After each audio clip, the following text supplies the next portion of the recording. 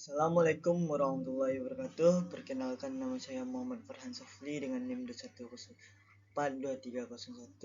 Pada kali ini saya akan memaparkan sedikit materi tentang konsep atau urgensi tentang analisis kebijakan publik.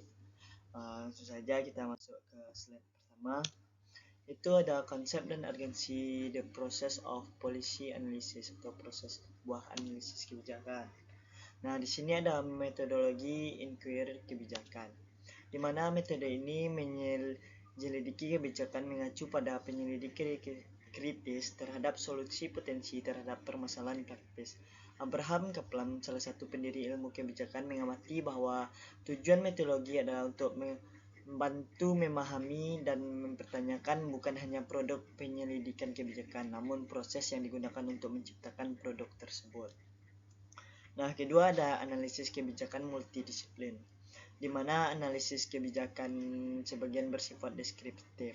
Hal ini bergantung pada disiplin ilmu sosial tradisional untuk melakukan hal tersebut, mendeskripsikan dan menjelaskan sebab dan akibat kebijakan.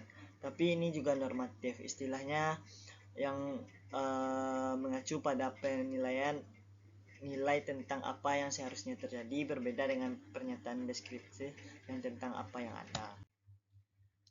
Selanjutnya ada bentuk analisis kebijakan, di mana ada bagiannya. Yang pertama itu analisis prospektif dan retrospektif, di mana analisis prospektif melambangkan gaya operasi outcome, analisis penelitian dan operasi kepuasan. Analisis deskriptif dan normatif, di mana analisis sejajar dengan teori kapitalistik yang mana mengacu pada serangkaian proporsi konsisten secara logis yang menggambarkan atau menjelaskan tindakan.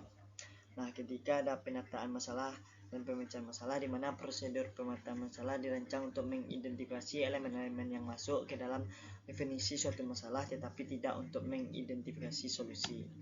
Selanjutnya analisis terintegrasi dan tersegmentasi, di mana bentuk analisis deskriptif dan normatif juga seringkali terkait metode yang dirancang untuk menyusun masalah dan untuk menyelesaikannya.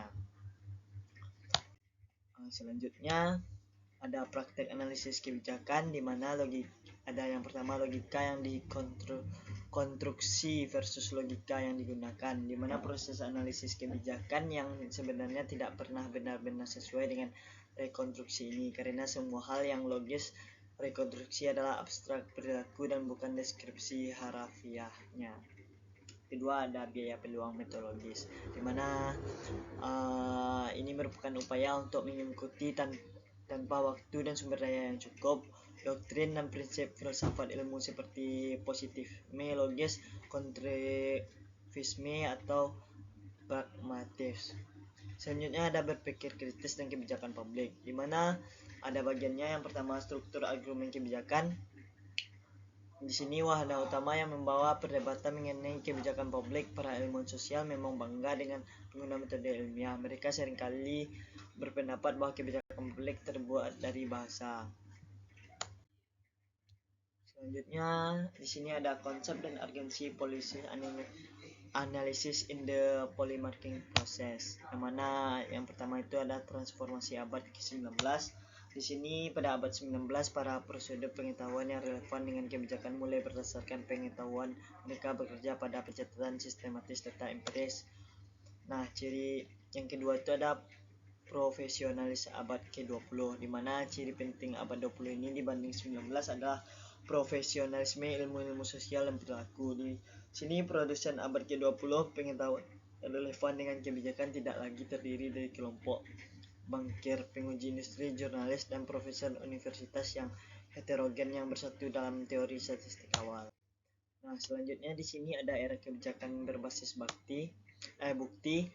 Pada dekade pertama abad ini terdapat pengakuan luas di kalangan analisis dan pembuatan kebijakan bahwa saling tergantungan antara permasalahan di bidang kebijakan terkait energi, lingkungan hidup, kesehatan masyarakat, kesejahteraan sosial, keamanan nasional, peradilan pidana, dan pembangunan ekonomi tampaknya meningkat dengan laju yang semakin meningkat, seperti halnya sungai mengumpulkan kekuatan dan signifikan saat melintasi air terjun yang berjatuhan. Selanjutnya ada proses pengambilan kebijakan. Di sini seperti yang kita lihat bahwa perkembangan analisis kebijakan merupakan respon terhadap permasalahan praktis. Meskipun pengakuan atas usul praktisnya sangat penting untuk memahami kebijakan, dalam analisisnya kesadaran historis saja tidak memberi tahu kita banyak tentang karakteristik pembuatan kebijakan dengan cara kerjanya. Di sini ada model perubahan kebijakan di mana metafora tong sampah, sub kebijakan purba dan anarki terorganisir mudah divisualisasikan, namun sulit diterapkan pada kebijakan konkret.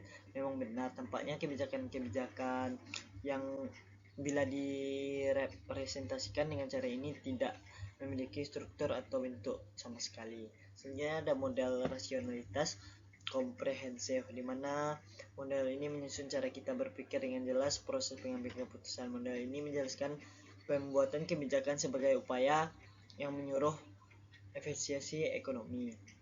Nah, selanjutnya ada equilibrium bersela, di mana salah satu kesulitan dari model ini adalah tidak ada satupun yang dapat memberikan penjelasan yang memutuskan penyimpang besar dari pola dominan perubahan terhadap yang dipikirkan oleh model integral yang terputus-putus. Mungkin hanya sekian pemaparan konsep dan urgensi dari materi analisis kebijakan. Apabila ada terkurang dan salah kata, saya mohon maaf. Saya sudahi dengan wabillahi taufiq wal hidayah. Assalamualaikum warahmatullahi wabarakatuh.